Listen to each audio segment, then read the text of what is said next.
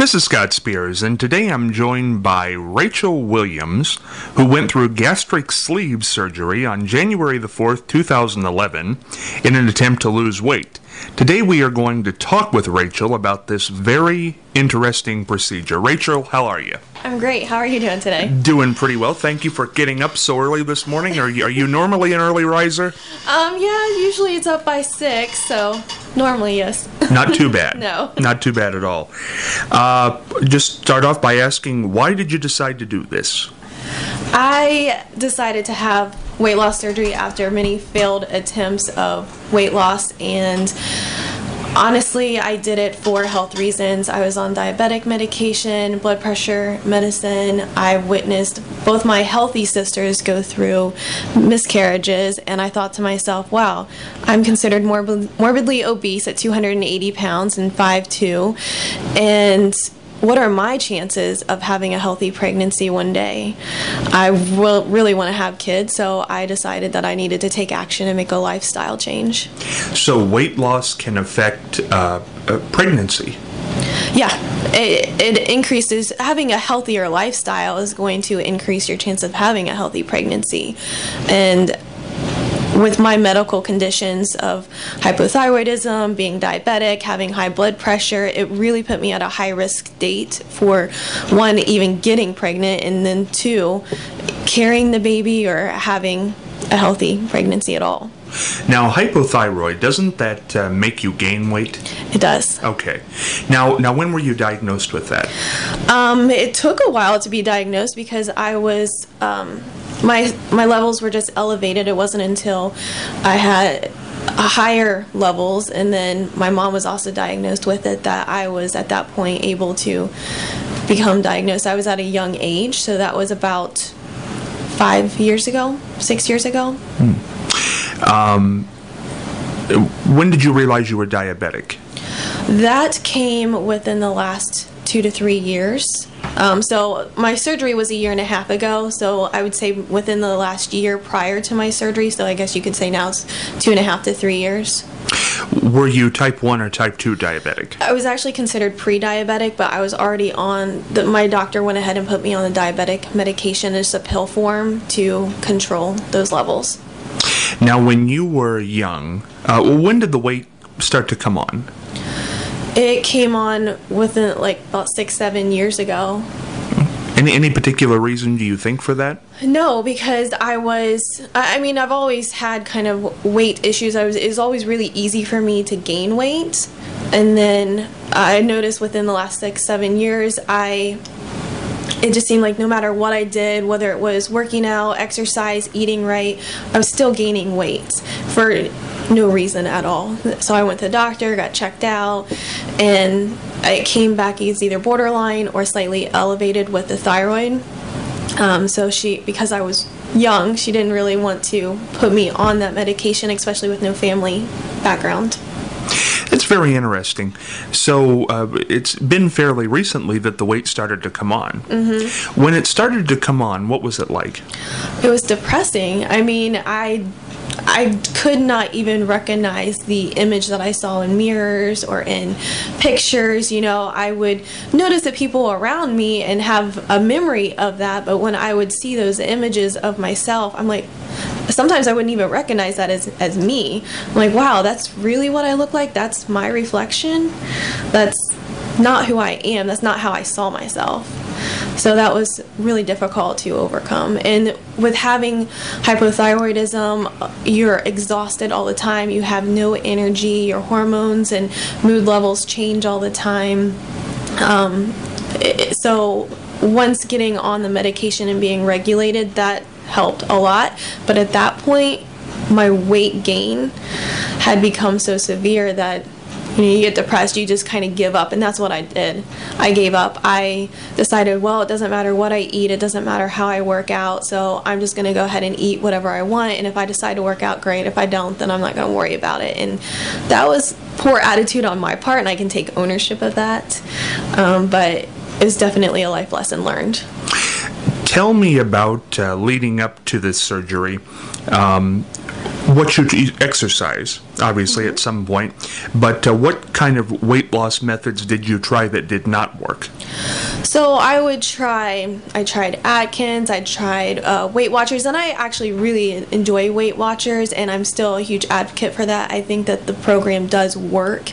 I did lose weight. Unfortunately, I personally yo-yoed with it, so maybe it just wasn't good for me at that moment.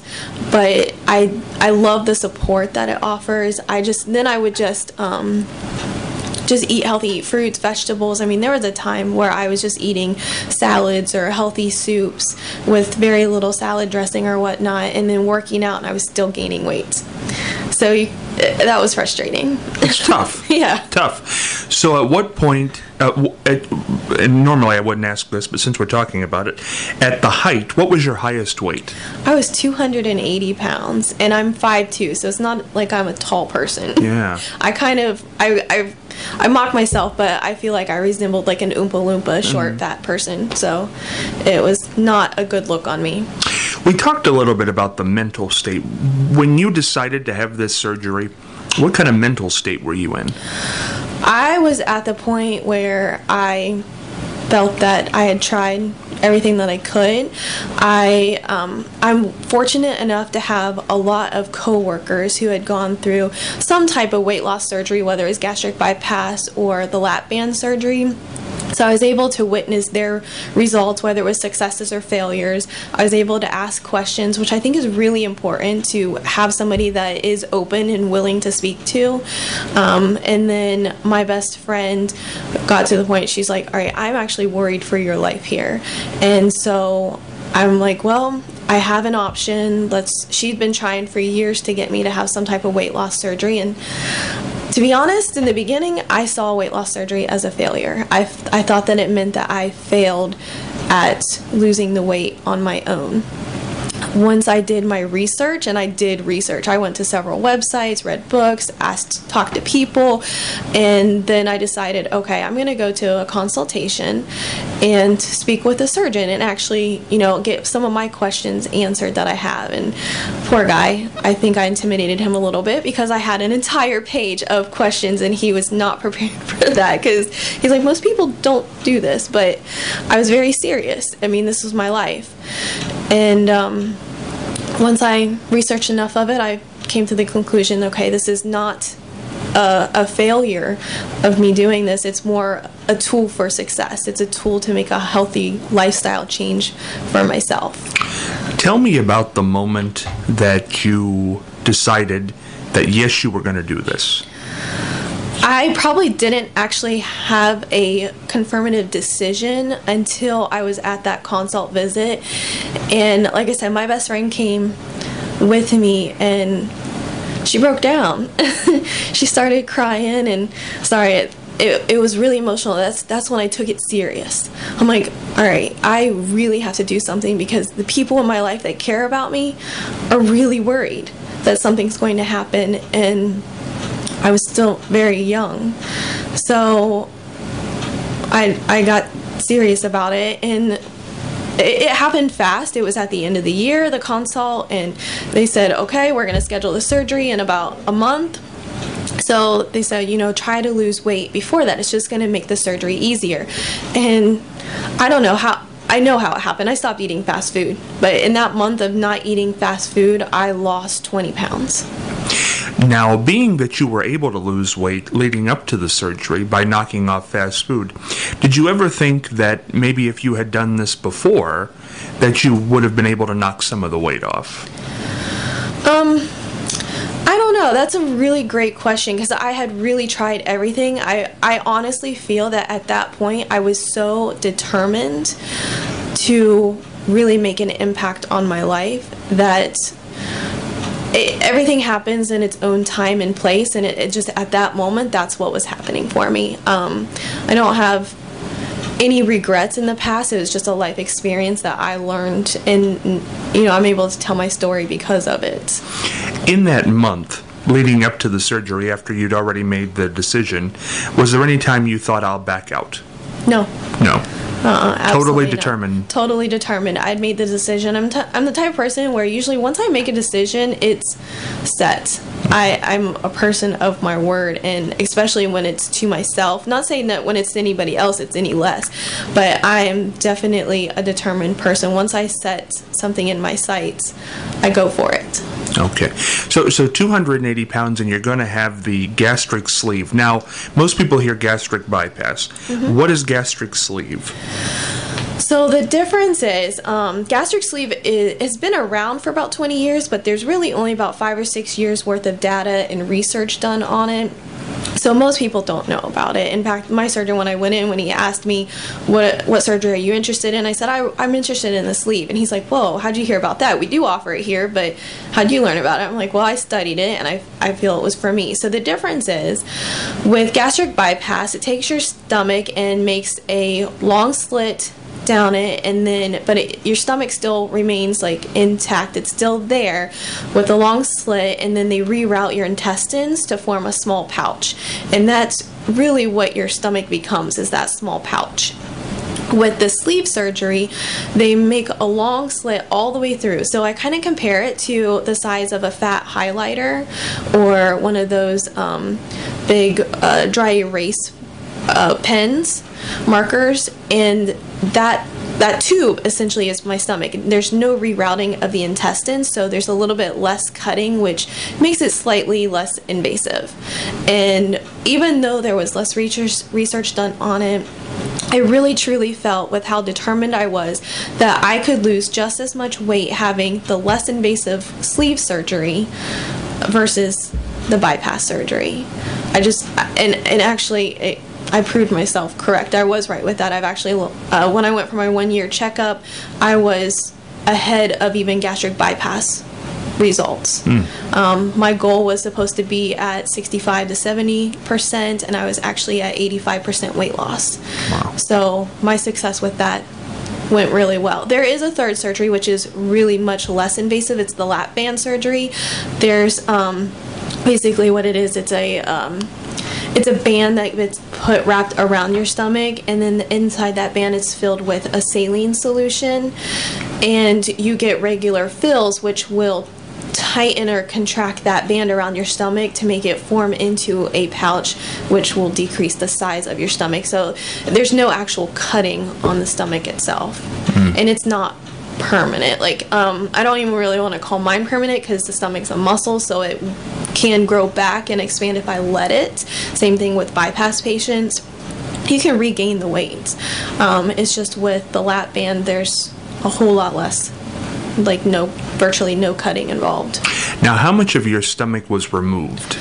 80 to 90% of my stomach was removed. Now, was there any fear of being put under anesthesia? Yeah, because I don't handle anesthesia very well at all. I almost always wake up vomiting or getting sick, and that actually happened with this. It was a scary moment. I felt bad for my family. The recovery time frame right after surgery is usually 1 to 2 hours, and I apparently decided not to wake up, and they were going on 3 hours of me not waking up. So my poor family, they decided to wheel me into the room, thinking if I heard my family's voices, I would wake up more naturally. I did. Unfortunately, I woke up.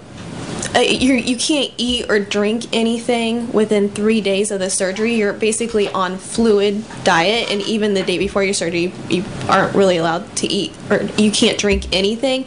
So I had nothing in my system for basically 3 days, and I wake up vomiting and dry heaving. So my family was, I probably petrified them, but I'm lucky that they're strong, and they just kind of gave me the support that I needed. When you wake up and past the dry heaving and the vomiting, how do you feel? Well, at first I didn't feel anything, because they had me on a morphine pump, so the nurses kept pressing the pump, and I was knocked out cold instantly. But later that night, they actually get you up, moving and walking as soon as you possibly can. So as soon as my family left and I was able to get over the nausea to some degree, they had me up walking the hallways. And I like that because even though you're extremely sore, you're in a lot of pain. I mean, you're on Vicodin, but getting you up and moving is actually going to help the recovery process so much faster. So, and they tell you that. So I just kept making my rounds, just kept walking, and each time you get up, because they wake you up like every 2 to 3 hours to go walking. So each time I'd walk, I'd try and walk a little bit further or try and make an extra loop where I was just feeling more and more active. You're in there for 2 nights, 3 days was my stay, and by that time I was ready to go home. What is the scarring like? They did it laparoscopically. Oh, okay. So it's 6 very small incisions. In fact, most of the time now they'll do gastric bypass laparoscopic as well. But the sleeve, I mean, there's factors that determine whether, your heart healthy, what your other health factors and risk are. But most oftentimes they try and do everything laparoscopically. When you go home, what can you do? What is that first day home like? A state of grogginess. I was really fortunate that my mom stayed a week with me, and so she pretty much, I really wasn't wanting to eat or drink anything. In fact, you really can't. At that point, right after surgery, I could not consume more than about a quarter cup of fluids or food. Anything more than that, I'd get sick. You're wearing leg stockings to help prevent clots. You just want to sleep. I mean, living in an apartment, it was hard to walk around, but I would try and get up and walk a little bit. Did your family try to deter you from this surgery? No, I have the most amazing, supportive family. I mean, they really stick behind me through thick and thin and support any decisions that I make. And I think they were all concerned for me as well, as far as with my health and how large I'd gotten, because I actually have a pretty small build, so getting that large, it's like, how am I even able to walk? But yeah, they were supportive. Not being able to consume more than a cup of liquid, and how much food was it? Well, in the beginning, it was a quarter cup, and then over time, you're able to consume a little bit more as your stomach starts to heal and isn't as swollen, because that's really what the problem is. It's swollen in the very beginning. So the first 5-6 weeks, you really can't eat or drink hardly anything at all. You're still on a lot of liquids. In fact, they put you on a very special diet of liquids, I think, for the first 2 weeks, and then you graduate to soft foods for another 2 weeks, and then after that you start able to consume a little bit more regular food. Now, each health program is a little bit different. That's just what I was on. Now I can consume, so this is a 1.5 years after surgery, and I can consume about 3/4 of a cup of food, or up to 1 cup, depending on what it is. Now that's pretty small, I would think, for most people. How do you adjust are you hungry? How do you adjust to that? No, I mean, my metabolism now, depending on how active I am, my metabolism will kick in to where I'll say I'm hungry. Really, honestly, I'm not. It's more of a mental state where I'm like, oh, I'm hungry, but I eat every 2 to 3 hours, which is healthy depending on what I'm eating. But I choose those healthier foods. So because you can only eat that small amount, you tend to eat a little bit more frequently. So that way you can get the nutrients that you need. When you woke up from the surgery, were you hungry at that point? No. No. I was thirsty, so I would have some ice chips, but that was about it. How do you work out that place where, because obviously never going through this before, where you know if you drink or eat too much, you're going to get nauseated?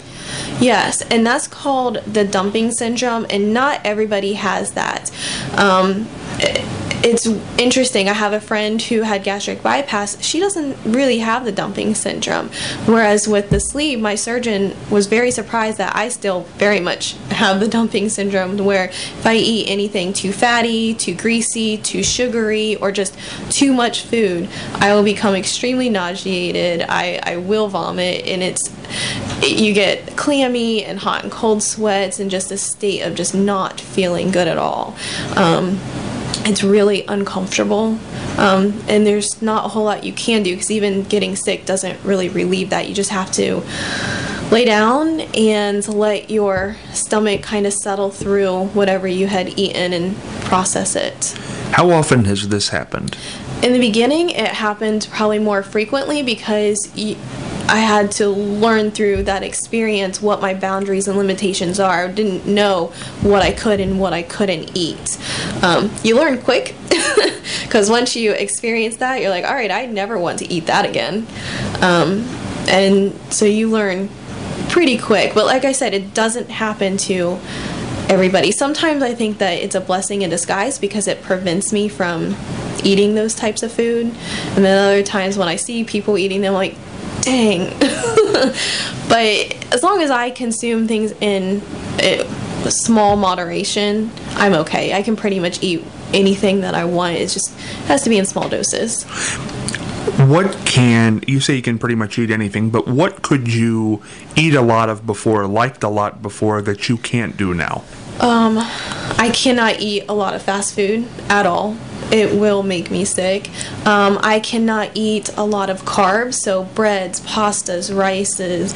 I really just cannot eat those. Like I said, I can do it in small moderation now, but those type of things expand in your stomach, and so having a small stomach, you don't have room for that, because you don't realize that it's going to expand until after the fact. Do you miss them? No, I mean, not really, because I'm so used to it now. Maybe in the beginning, yeah, I did, but now I've just gotten used to making that choice of, I don't want that. After you had it, did you regret it? The surgery? No. I had no regrets, and I've had some complications through the past couple years, but looking back at it, I would do it all over again in a heartbeat. I truly feel that it's given me the confidence and the self-esteem that I'd always wish I had, that I have now. I feel so healthy. I have so much energy. I really am enjoying life, and I couldn't really say that before. Health and energy and self-confidence, I think, are three different things. How did it give you self-confidence? I didn't feel good about myself. I had low self-esteem. Like I said, I couldn't even recognize those reflections in the pictures in the mirror that I saw of myself. So I really felt very poorly about my body image. And now when I see myself, I'm like, wow, this is me. This is who I really am. This is who I've always thought I looked like. So it's given me a lot more confidence to be able to share my story and be able to tell, this happened to me, but I've overcome it, and move on. Are looks that important? No, but I feel if you're happy with who you are and how you look, regardless of what size you are, if you're really happy with yourself, then I think that's what's important. It's not so, I think what everyone else thinks of you isn't so much, but I knew that I was not happy with how I looked with myself. It's a fascinating thing. What advice would you give to somebody who was thinking about doing it? My advice is to reach out and, find somebody who's had something similar, or go to a consult visit. They're free. All the consult visits are free. Do your research. Find a surgeon who is respectable, and don't just settle with one. Look at multiple different areas and compare. If it's something you're really serious about, then at that point you'll be able to make a decision. It's a year and a half later. You said you started out weighing 280 pounds. Yeah. What do you weigh now? Right now I'm teetering between 145 and 150. And do you expect to lose more? Not too much more. My personal goal was to get down to 140 pounds, so I'm almost there, and I'm actually really content and satisfied with my results. I'd like to do some toning, because I did sign up for a half marathon in October, so some toning. I think some of this little few extra pounds is going to come off naturally. It's not anything that I'm focused on, though. Tell me about how many times do you have to go back and see the doctor after the surgery? In the beginning, you have to go back pretty frequently. You go back a week, then 2 weeks after surgery, and then you go back at your 3-week appointment, then you go back 6 weeks, and then you go back had a 3-month appointment, 6-month appointment, and then your 1-year appointment. So I've done all that. At the 1-year appointment, you actually, as long as you're looking good with your results, I don't have to go back for another year. When it comes right down to it, I guess it's so fascinating because weight loss is so important to so many people. Do you believe in diets? Yeah, I think if you find the right diet for yourself, absolutely. The problem with diets, though, is usually once you come off of a diet, you yo-yo right back. And it's the same thing with, I don't want to call this a diet, but it kind of is. I mean, if anybody were to go to a high protein diet, cut out all the fat, the high fat, the high sugar, the high carbs, and go to the lean, high protein, the fruits, vegetables, work out a lot. I mean, anybody's going to lose weight off of that, right? I mean, it's going to happen. You cut out all that other junk and go to a different style. You're going to hopefully lose weight. That's the goal. The problem, the thing is, the tricky thing is staying with it, not going off. That's a good question. How are you able to stay with this now and you couldn't have done that before the surgery? I am, now that the surgery was a tool that I used, like, honestly, I will say that the first 50 pounds of that weight loss, I can contribute solely to that surgery. That did lose the first 50 pounds. I will be completely honest with that. The rest of this has been hard work. It's not easy going to a restaurant and watching everybody else consume their food and you're done in a matter of 5 minutes. Or seeing everybody eat what they really want to eat and you're making a different style change of what you need to eat versus what you want. But after time, what you need to eat ends up becoming what I want. Now I look at a menu and I'm like, oh, I really want this healthier thing. Like, that's what I crave. So it's been a change for me, and I don't plan on going back to my old habits. A lot of your stomach was taken out. Yes. A year and a half later, it does grow back. Right. Has it grown? Do you know where that's at now? Can you tell any difference? I mean, like I said, in the beginning, I could only consume about a 1/4 cup of food, and now I can probably eat up to a cup of food, but really not too much more than that. Most of the time, it's about 3/4 cup of food to 1 cup. So that tells me that, yes, my stomach has expanded a little bit, but that's actually the portion size that is healthy to eat for me. So I hope to maintain that, and you maintain it just by continuing to eat that portion. If you try and overeat, then it's going to cause your stomach to expand some more.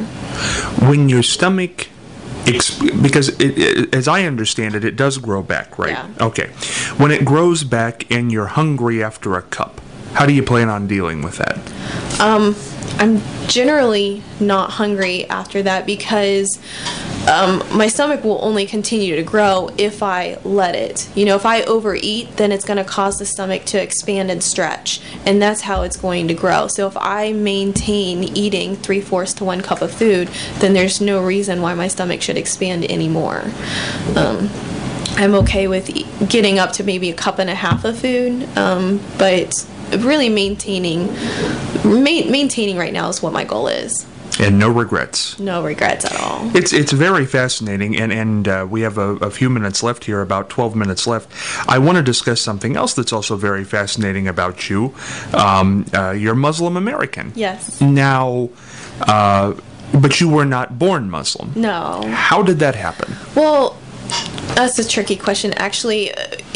Muslims believe that you are born as a Muslim, which that terminology just means a servant to God, somebody who submits and worships God in that purest state. However, I reverted to Islam. I'd met somebody, and he told me he was Muslim. I'm like, oh, well, that's interesting. Pretty much what you said, right? So I decided to go to the library. I read books. I surfed the web. I decided to try and incorporate some of the practices, and I actually studied it and practiced and even partake in Ramadan for a year prior to making the decision. Okay, this is actually who I am. Like I fully believed in everything that had incorporated with being Muslim. It just means that you worship one God and one God only. It's the same God that Christians and Jewish religion follows, and Muslims, it's the exact same God. And we believe in all the same prophets, including Jesus. We don't worship any of the prophets. We only worship God. And we believe that Muhammad, peace be upon him, was the last messenger of God. And we follow the Quran is the book that we follow. How is the Quran different from the Bible? There's a lot of similarities. The Old Testament in particular is where almost all the similarities are. The stories are very much the same. It's basically just in the Quran, it's revealed in a certain way, and you're just like, wow, this is the same. So I was able to relate a lot of it, since I would call myself Christian before, but I felt that there was something missing, and it wasn't until I learned about Islam that filled in some of that hole that had been there, that longing, that desire that I had. What was Islam able to fill in that Christianity was not? I mean, there were some questions that I had about Christianity, and I'm like, well, okay. But with Islam, because with Christianity, I had been told, well, you shouldn't ask that question, it just is. And with Islam, they say, okay, well, here's the history of this and how it happened, and you're able to research it and find answers. There's really no unanswered questions. There's always some type of answer for every question that you have, and I really like that. As I understand it, Christians and Catholics do not believe in Muhammad as the last prophet. What is the proof of that? As far as the teachings, and there's different revelations that came down through Prophet Muhammad, peace be upon him, and that's how the Quran was written, was through those revelations. And there's actually still 2 Qurans that are from that period that are available in the world now. So I feel that that's proof in and of itself that his teachings are there. Now, obviously, this is on radio, but you wear, excuse me, I don't know the name of it. It's a hijab, or you can just call it a headscarf. Headscarf. Now, why do you wear that? I wear this to maintain my piety and maintain being modest and humble, and it's a personal choice for me. I chose to wear it within a month after converting to Islam. And there's a quote that one of my friends put on her Facebook, and it says, yes, I wear a headscarf. I cover my hair, but I don't cover my brain. And I really love that, because it's true. People see me and they don't see me for any type of beautification purposes. That's not their first thing. They have to kind of get to know me a little bit to realize, I'm intellectual. I have so much more than just what my appearance is. Do you let people see you without the headscarf? My family sees me. It's anybody my personal choice is, anybody who I'm related to, absolutely, you can see my hair. I don't know why you would. I keep it pretty messy anyways. I mean, nobody sees it, so it's kind of like having hat head all day. But yeah, my family sees me. Basically anybody can see me who is related, or I cover it in front of any men who is a potential for marriage, I guess you can say, and any man that I'm not related to is why I cover. Now, for example, if today I asked you to see your hair, would you do it? No, I would not. Why is that? Because it's my choice to cover my hair, and I acknowledge that it's curiosity. A lot of people do want to see it, but I'd much rather you see me for my personality, my intellect, than any type of beautification on my body. How old were you when you converted? I converted 7 years ago, so I was 22. 22. That's pretty late. Yeah. I think. What did your family think of that? Oh, I have the best family in the world. They are so supportive, and it really, once they learn just a small amount of what Islam is, they immediately accepted me for me. They knew this was who I am. I didn't change anything about myself. Yeah, I threw on a headscarf and another layer of clothes or whatnot, but other than that, who I am on the inside did not change at all. They recognize that this is just who I am. It's who I've always been, and now I just have a title. Well, it's very interesting because when you wear the headscarf and more clothes, obviously there was 22 years where you didn't do that. What is different now? I just think that it's honestly, I think my outer appearance now matches how I felt on the inside. Even before the headscarf, I was still a very conservative, modest person. I mean, I didn't really wear shorts or short shorts or tank tops or anything like that. I was still very conservative in my own way. It's interesting because your conversion as an American happened after 9/11. Yeah. And 9/11 for the, really I think for the first time on the American scale, Muslim became a big word. Right.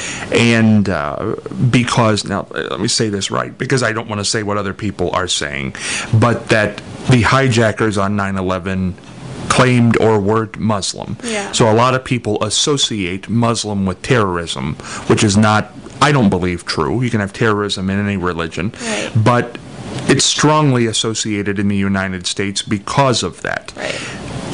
Is that hard? It is hard. I mean, my hearts go out to those victims of 9/11. And I can honestly tell you that all Muslims really, truly believe and feel the same way. Terrorism goes completely against everything Islam teaches us. We're all about conserving the peace as much as, conserving peace and being great to your neighbors and your family. And suicide is one of the biggest sins. Killing anybody is one of the biggest sins, and committing suicide is even more so than that. So we as Muslims, we do not associate those people as even being Muslims, because if they were, they would have never done that act. Never done that act. How come we always hear that they did it in the name of Allah? I don't know why they would even say that, because Allah is what we call one God, and I don't feel that God would ever give permission to anybody to say that it's okay to kill. I mean, to kill innocent lives. Do you talk to Allah? Does He talk back? To God? I do talk to God. I pray and worship God. I do. As far as talking back, I feel, that's in its own way. I think, when I ask for certain things, things happen in its own way that you feel that God is talking back, as far as not verbally, but maybe through actions or things that happen in your life. You're like, oh wow, God really answered my prayers. Thank you. Yeah. It's interesting, Catholics, Christians say God. You say Allah. What's the difference?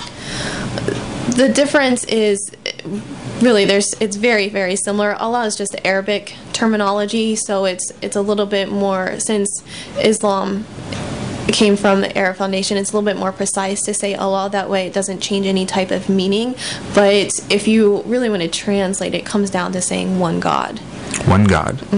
Which is the exact same God that Christians and Jewish worship. Don't you think Christians, Jewish, and Catholics, when they say God, they're talking about one person? Or one being? Depending on what... because we don't worship any other people. We worship the Creator, not the creation. So what I mean with that is we don't worship Jesus. We hold Him in high esteem. We, we do thank Him and pray for His well-being, and just like any of the other prophets, it's in the highest regard. We have so much respect, but we don't worship Jesus. We don't worship any saints. So that's where some of the differences come into place. In Islam, is there heaven and hell? Yes. Okay. Same concept. Exactly. That a Christian. Okay. Now, as far as the headscarf and the clothes go, do people look at you differently? Is it practically, maybe idiotic question here, but in Ohio, isn't it warm? Isn't that difficult? You get used to it, honestly, and depending on what the weather is, I'm cooler than most. I mean, you learn to adapt as far as what is good clothing to wear in the hot summer weathers and what's good clothing to wear in the cold weathers. Do people look at me differently? Sure. I've just gotten used to it, to where it doesn't, it doesn't even faze me. And I live in Columbus, so there's so many Muslims. I mean, the culture in Columbus is so diverse. I'm not saying it's not diverse here or anywhere else. It just seems there's so many different cultures and religions in Columbus that most people really don't pay that much attention, or people are more I don't want to say educated, but maybe a little less like, oh, well, there's another Muslim, or I've never seen that person before wearing a headscarf. I mean, you pretty much go into any store in Columbus and you're going to see usually at least one Muslim or two.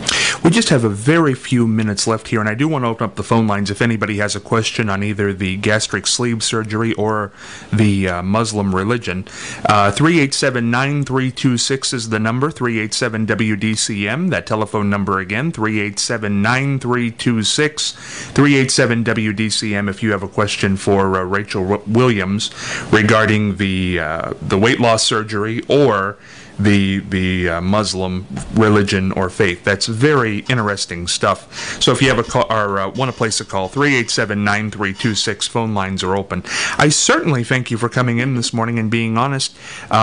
Which is harder to talk about? Or either? No, honestly, neither are really more difficult. I think when you, in regards to Islam or Muslim, I think, there's a certain sensitivity with that, especially with 9/11 or with terrorism in general. But I always tell people I'm an open book. Feel free to ask me any questions. You're not going to offend me, because usually the questions you're asking me, it's because you really don't know and you want to learn. So I don't take offense. Have you faced discrimination in any way? Of course. Yeah, I have. Now, that seemed tough when you said that. Is it often? No, it's not. Okay. I can honestly say that. Yeah, I know this is a tough question to end on, but I think we should pay attention to this. What's the worst bit of discrimination as a Muslim that you've faced? What's hard about it is I am American. So when you see other Americans discriminating against you, you're like, wait a second, I was born here just like you were. I was born at an Air Force base. Not that that makes me any more or less patriotic, but I love my country. I don't plan on going or living anywhere else. So that was probably the most hurtful thing, is people saying, go, where are you from, or go back to your country. I'm like, well, I'm from here. And are they shocked when you say that? Some people are. Some people may associate me with like an Arab country, just being fair-skinned in an Arab country, but no, I'm American. I'm proud to be an American. I wouldn't want it any other way. It's been very fascinating, Rachel. I hope you've enjoyed it, because some of these were tough questions, and it's a very personal interview when it comes to weight, when it comes to body, when it comes to religion. Those are very personal issues, and I thank you for coming in. Oh, it's been my pleasure. Thank you for having me. Thank you. Take care of yourself. Rachel Williams, very honest, proud Muslim, also very happy with her gastric sleeve surgery.